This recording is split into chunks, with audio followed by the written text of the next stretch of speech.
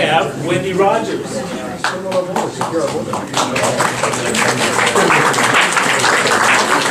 Thank you.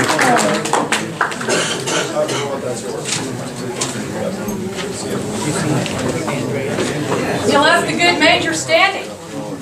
Good luck. Hey, I got my flak jacket on, buddy. Got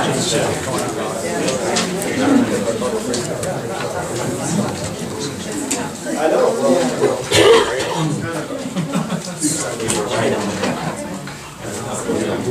Am I on? You're on. Good evening, everyone. I'm Wendy Rogers, W-E-N-D-Y-R-O-G-E-R-S. No D in Rogers for Democrat. We all awake? Okay, good. I'm running for Congressional District 9, which Travis Grantham has spoken to you from, and Martin Sepulveda. I'm setting up a map here. I actually live in the district. I own a business in the district.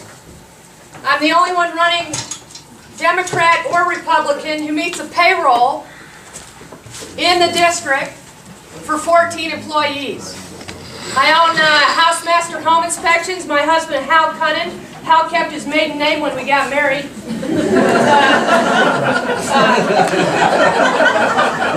You are still awake. I'm so glad. Hal and I are retired Air Force officers. I'm a retired lieutenant colonel from the Air Force. I went to pilot training just down the street here at Williams Air Force Base, now Mesa Gateway. 20 years of service, retired 15 years ago. Opened up our business out of the living room, and now it has 14 employees. When you fast forward 20 minutes from now and ask me if I have the chutzpah to follow through on ideology, let me just tell you real quickly a few illustrations. I was one of 18 people in 1976 when I was commissioned in Air Force ROTC from Michigan State University from a campus of 50,000 students. I was one of the first 100 women pilots to go through pilot training. So, needless to say, I'm no shrinking violet, okay? I'm a mother. Hal and I have we've been married 34 years. I just turned 58 yesterday, and thank you. And went to Texas Roadhouse right down the street here. And, we have 2 children who are very successful, earned scholarships through ASU, and we have a grandchild. I'm a 5th generation military officer. Our son is a 6th generation military officer. I promised my father on February 6th, when he was dying in Williamsburg, Virginia, that I would run for Congress and that I would fight to get the country back that he and I fought for. And I'm going to keep that promise. I promised my husband when I married him 34 years ago. I promised my country when I took the oath of office. I promised our kids when we raised them right. And I've promised our employees, none of whom, I say again, none of whom, have we ever laid off. I own an office building on Rural Road, Hal and I do, that's got 8 tenants, and I've got to make it work. I don't get a bailout. I don't get a stimulus. I can't print money. And I had to let the cleaning crew go in January, and now we sweep the carpets, and we clean the toilets. And I think it's high time government started sweeping the carpets and cleaning the toilets. And I think as a small business owner who has to sharpen her pencil every 2 weeks to meet a payroll, you need to send someone like that, like me, to Washington. So, this is the district. It starts up here at Sunny Slope, I-17. I have canvassed in here. I've ridden my bike to 11,000 homes over the past 2 years to meet the voters, knocking on doors. That was predominantly in this part of the district. I liken this to a backwards letter C. So you have the Arcadia-Biltmore portion of the upper part of the C. You got South Scottsdale. You got the vertical part of the C, which is Tempe. On the shoulder of the C, you have a third of Mesa, including the Mormon Temple. On the rump of the sea, you have a little bit of Chandler, down where my son and daughter-in-law live. And then on the leg of the sea, you have all of Ahwatukee. I get asked all the time, Wendy, are you disappointed in how this district was drawn by the Independent Redistricting Commission? My answer is, it is what it is. And my fondest dream in life will be to run against Kirsten Sinema.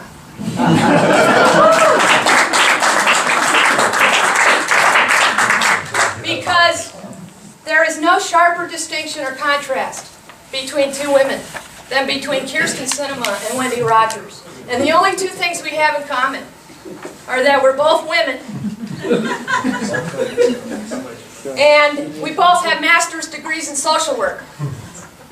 I'm the only Republican social worker you will ever meet in your life. So let's rifle through these questions, shall we? And I realize this is a tough crowd. I was briefed on that out in the hall. So I'm going to give you some answers you won't like, okay? But I'm just warning you, this is who I am. I'm unequivocal in my resolve, and needless to say, in my follow-through. So here we go. What's the purpose of government? To protect the individual rights of citizens. What is an inalienable right, not unalienable? Inalienable rights come from God, absolute rights, natural rights that government can't take away from the people. Life, individual liberty, and private property are considered among these gifts. Is the Constitution relevant? Absolutely, more now than before. Should the Second Amendment be modified? No. Is Social Security constitutional? No. Should it be phased out? I'd like to see it phased out. If it can't be phased out, I'd like to see private options. I know how to invest my money. If I want to have the government do it, okay. But I shouldn't be forced to have the government invested, because they don't do a very good job. Do you, yes, I favor auditing the Federal Reserve System. Do I favor dismantling it? Let's audit it first, and then take a close look. I'm not one of these people who says, let's throw the baby out with the bathwater, okay? I'm a diligent student of procedure, and I want to do it right and not just make some blanket statement to pander tonight, because I won't do that. How do you feel about the United Nations? I was deployed in 1994 to run the Bosnian airlift, away from my family, my children, and my husband. I worked with the UNHCR, United Nations High Commissioner for Refugees. The UN does a good job at refugee relief, but that's it. I do not want to wear a blue beret, okay, and be under the UN militarily. The UN also, and a lot of people don't know this, as an Air Force pilot who flew internationally thousands of hours, many, many years, I flew under the rules of the ICAO, International Civil Aviation Authority. Keeps us all from bumping into each other out there over the ocean. That is an offshoot of the UN. So those kinds of things are good, but not combat.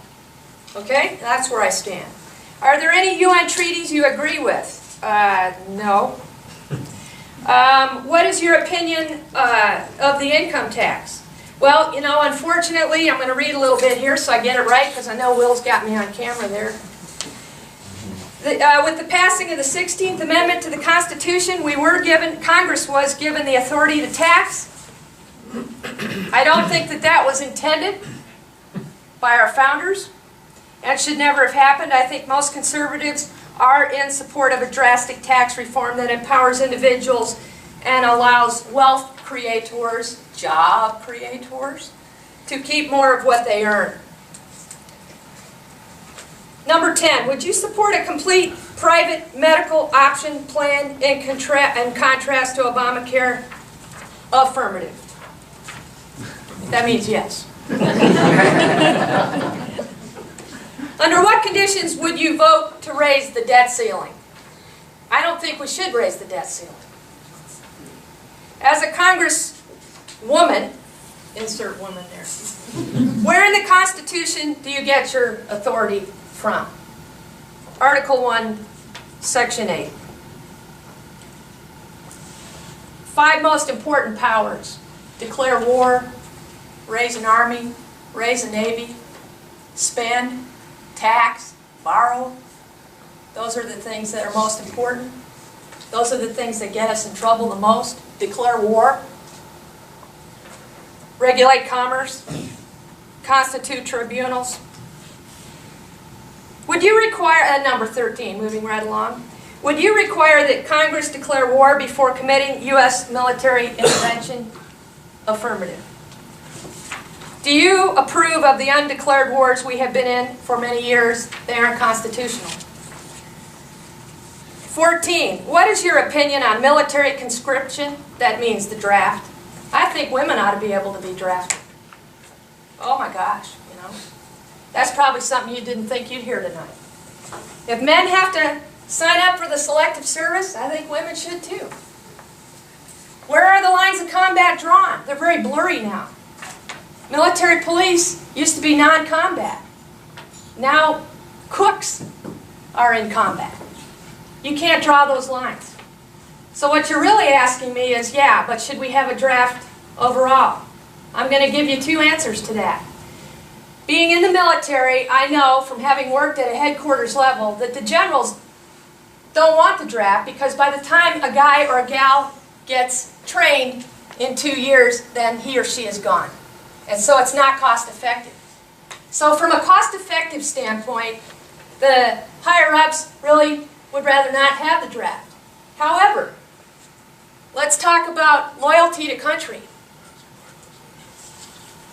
We have a lot of men who've served because they were drafted that have a loyalty to country and a heartfelt connection as patriots that they would never have had if they had not been drafted. And I think there are precious few people now in Congress who have served. And I got a problem with that. When I first began my run, I looked across Congress to see who had served in the military when I had, i.e. who I would have a bond with for my 20-year career, even sort of overlapping someone else's tenure in the military. You know how few people I found? No women, of course. 60 men. 60 Republicans. There were a few Democrats. So, what does that tell you? And people ask me, well, how are you going to get things done, Wendy, when you go to Congress? And I tell the audiences, I'm going to reach out and find those congressmen who served when I did, because there's a transcendent bond among us from having served. But it's really a sad state of affairs when only 60 have served, roughly. So I'm going to give you kind of a final answer on conscription. I think statistically, numerically, maybe you don't get a cost-benefit relationship out of it, but for the future of our country and the loyalty and the patriotism that it engenders in people who serve, I think there's an intangible asset there. So I'm going to give you the political answer and say I see both sides to that.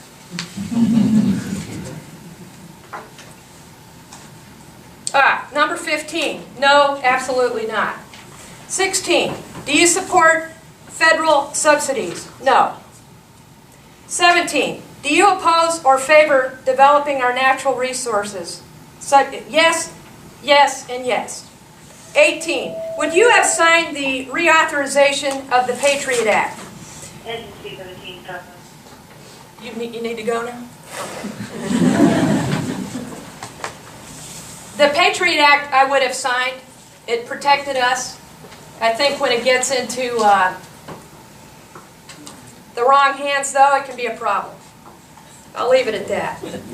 National ID cards. I already have a military ID card. I already have a passport. And I already have a driver's license. 19. What should be done about illegal immigration? This is what keeps me up at night. This is what keeps Colonel Rogers up at night. Why? Because no one likes to say this, and even my loving opponents, and four of us are quite actually pretty buddy-buddy because we all served in the military. Sepulveda, Grantham, Leah, and I, well, she was in the CIA, but I can't tell you that. Anyway,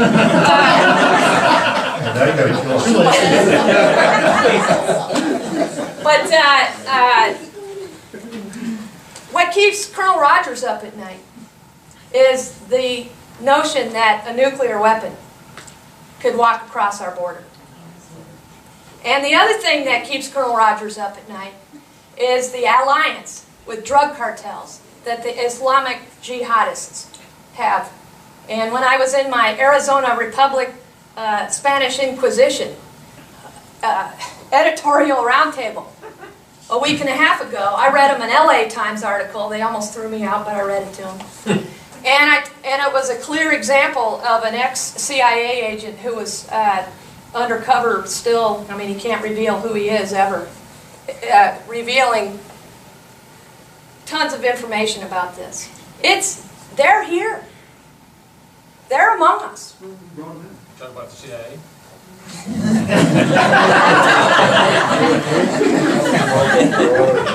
As far as illegal immigration is concerned, we need to enforce the law. 40% Do you support 20? Do you support the restoration of precious metals-based currency in the U.S.? Yes. What is your opinion on genetically modified foods? Well, I stopped having kids for a lifetime, so I hope it doesn't affect me that way. But all that aside, I grow my own vegetables in the backyard of our office building on Rural. Drop on by the jalapenos. Aren't they, Marty? They're fantastic. I have a community vegetable garden in back of 3030 South Rural. Why? Because it engenders community. Because I can grow what I want. And my husband goes and picks from it every morning and cooks scrambled eggs with it. And that's what I wake up to. And that's what I like to get back to. I don't need anybody modifying my jalapenos. 22. Do people have the right to grow food? Absolutely. I wasn't supposed to get lengthy on any of these answers, but I used to sell Kool-Aid on the golf course. And you can't even do that anymore, you know? It was the Fort Knox golf course, and I was the entrepreneur at 11 years old on the 15th tee at Fort Knox, and I sold nickel a glass Kool-Aid. I was really rich when I made $3 too. 23. Do you believe that the United States military should intervene in a foreign humanitarian crisis? You're not going to like my answer. I'm a believer in the Powell Doctrine, which says you only intervene when it's in your strategic national interest. If it's in our strategic national interest, then I think it's prudent to go into a country. 24. Should there be any federal regulations over what is taught in public schools? No. I homeschooled my kids. Let me back up. We came back from overseas after being 8 years overseas. Our kids were 6 and 9 with little German accents. Both are still native speakers to this day. We homeschooled them right here in Mesa in our living room. And then after 6th grade, they went to a charter school. Another educational choice alternative. Tempe Prep Academy. One of the first truly sterling charter schools where you sign, hang in there with me, he's falling asleep. It won't be long now. The parents signed an indoctrination form saying they weren't going to harass the teacher, that the kids were going to wear uniforms, and the kids were going to learn and do 3 hours of homework a night. And our kids went through that program, and other kids bailed out, and they'd see my kids, and my kids say, well, I have no choice. My mom and dad said I'm going here. Okay? What does that mean? That means the parents are in control. Okay? But whose ultimate responsibility is it to educate one's children? The parents. Not the government. Not the county. Not the city. The parents. And I took that very seriously.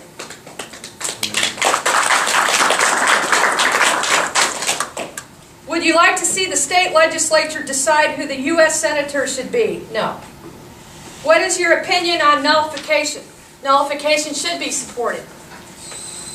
That's the 10th Amendment, is to push back against unconstitutional federal laws and regulations on the state. Yes, sir, Mr. Sleepyhead, I'm go. awake now, I'm awake. Good. Same question I asked the last candidate. What is your favorite program in the federal government or department, and how much would you cut that department by exact billion?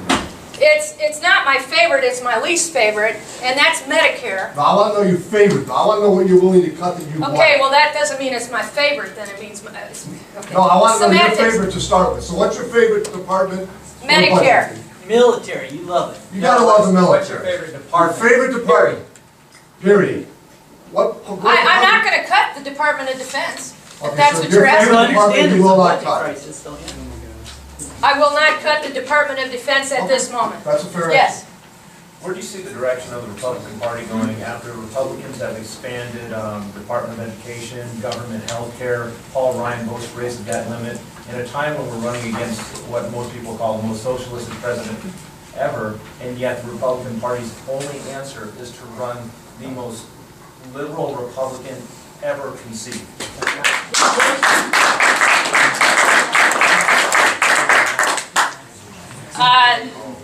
I'm not sure how to answer that other than to say he will be the nominee from every indication, and that's what we have to deal with. Ma'am, that wasn't my question. Where do you see the direction of Oh, the Republican right. Party going after all this trespasses against what it means to be conservative?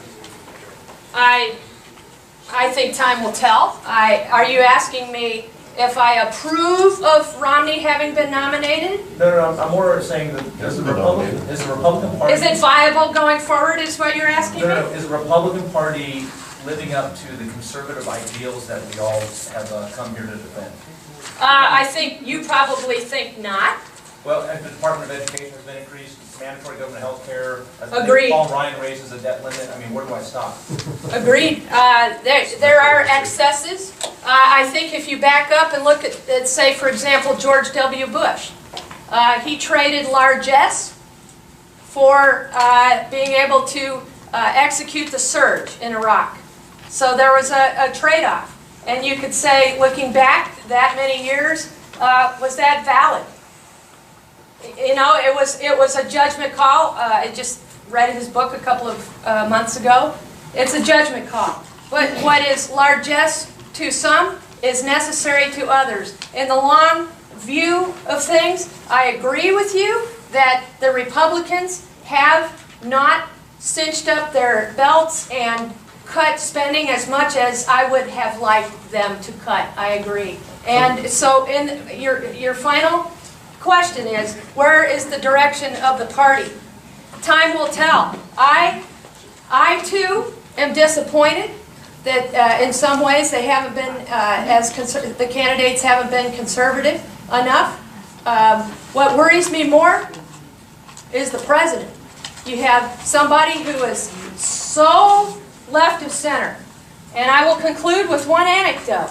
I shook his hand, the president, at Christmas time.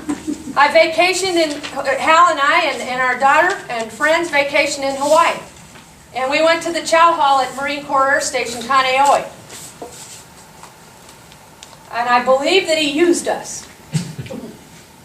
Now, you can chuckle, but he was there for an hour and a half on Christmas Day. He called my husband, "Sir, what is the Commander-in-Chief?"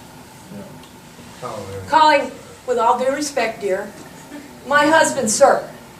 It made him blush. This is not, I don't want a Commander-in-Chief who's my buddy on the basketball court.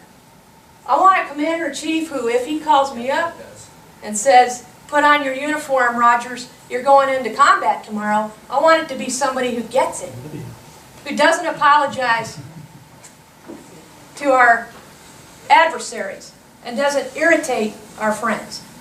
Okay, I gotta go to the next question. Or who's moderating? Yeah, Colonel Rogers, we are actually past your time. Oh my gosh. So if you want to take one or two more questions, I'll leave that up to you, but we need to end. You earlier said if it's in our war, if it's in our national Strategic national interest. Now that you have hindsight on Vietnam, was it? It's a good question. However you define that, those terms, would you push the button to do Vietnam again, or was that stupid? I don't want to call any war where almost 60,000 souls were lost as stupid. I don't think that's respectful, frankly, to the families who lost their loved ones, and I take umbrage at that. There were situations where the political establishment were calling all the shots. I think that's wrong. I think there were situations where the generals didn't tell the president how things were going. You got a lot of ticket puncher generals. Are you a military guy? What was in our Are you a military guy? national interest? What was in our strategic At that time? Yes. To contain communism. So that worked then. Just because it doesn't work didn't mean the ideals were not valid. So you really haven't rethought it. If you perceive a threat, I think she answered your question. It's a debate. It's a debate, yeah, we're getting into debate here, we don't need to do that, we just ask the question and answer. We read, it's time for us to close this down, there's a lot of questions out here. I think we've seen some great candidates tonight.